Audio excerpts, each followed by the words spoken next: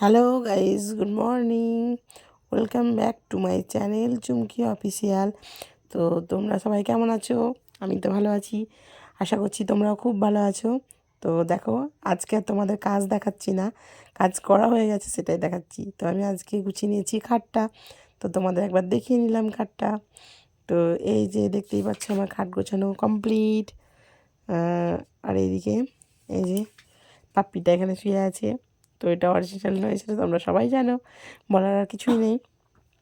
তো তারপর আমি কাজ টাজ সব সেরে নিই, তারপর আবার আসছি। তো যে কাজকর্ম সেরে অনেকগুলো কেচেছি, তো সব মেলে টেলে দিয়ে এসেছি। দেখো নন্দিনীকে সাজিয়েছি। তো দেখো এই যে শাড়ি পরে কেমন লাগছে। তো শাড়ি পরতেই যতক্ষণ মানে 3বার শাড়ি খুলেছি আর পরিয়েছি, তো তারপরে কমপ্লিট হয়েছে সাজা। তো অনেকগুলো পিকচার পরে আমি দিয়ে দেবো। তো এই যে এখন তুলছে ও মেকআপ। তো ওর তো কাউরির তোলা পছন্দই হচ্ছে না, আমার সঙ্গে তো নেয়নি তুলে। তো ওর দিদুন দিচ্ছে, সেটাও তুলে নিচ্ছে না, ও নিজেই মেকআপ তুলবে। তো দেখতেই পাচ্ছ তোমরা যে ও নিজেই তুলবে। তো তোমরা দেখো যে ও মেকআপ কী করে ওঠাচ্ছে, রোগরে পুরো মেকআপ ওঠাচ্ছে। ভাবতে পারা যায় গাইস, এখন থেকেই ওর হয়ে গেছে ট্রেনিং, মেকআপ করতেও হবে আর তুলতে হবে। তো দেখতেই পাচ্ছ টিস্যু দিয়ে আচ্ছা করে ঘষছে, ওয়াইপস দিয়ে।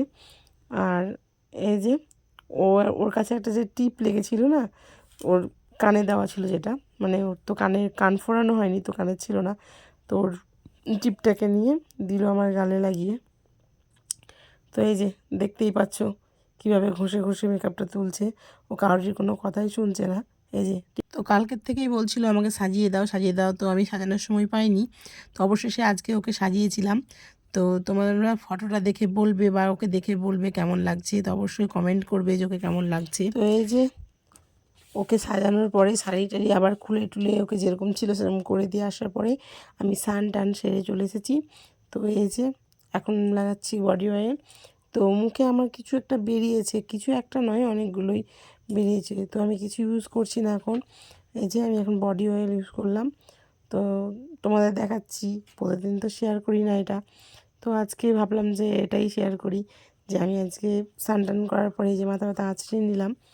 তো তারপর একটু পরিষ্কার পরিচ্ছন্ন হয়ে নিই, তারপর আবার তোমাদের কাছে আসছি, দেখতে দেখো।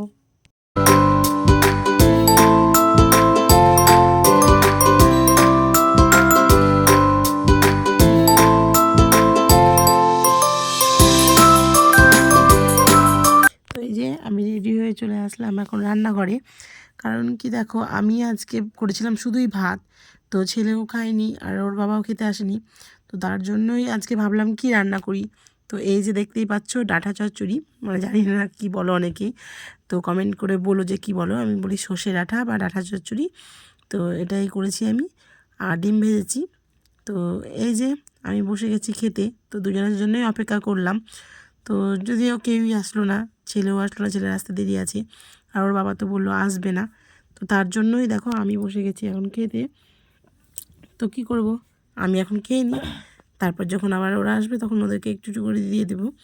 তো আমি যে খাচ্ছি, কী দিয়ে খাচ্ছি বলো তো, ওই সর্ষে ডাঁটাটা দিয়ে। সত্যি আমার খুবই ভালো লাগে, আমার খুবই পছন্দের একটা ডিশ। তো এই যে দেখো খাওয়ার পরে আমি কীরকম মানে বলছি তোমাদের যে খুব ভালো হয়েছে। এই যে আর অবশ্যই ডাঁটাটা সত্যিই খুব সুন্দর হয়েছিল, সর্ষে ডাঁটাটাও। তো এই যে তারপরে দেখো আমি খাচ্ছি ডাঁটা, মানে আগে খেলাম গ্রেভিটা দিয়ে, তারপরে খাচ্ছি ডাঁটা।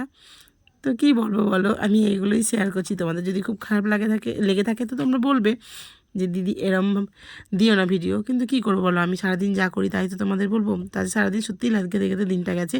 তো এই যে ছেলে চলে এসেছে, তো দিয়েছি ওকে খেতে, ও খাচ্ছে। তো এই পার্টের যদি কিছু ভালো লেগে থাকে তো like comment share and subscribe করে দেবে। তো নেক্সট পার্টটা আবার পরে আসবে। তো গুড নাইট।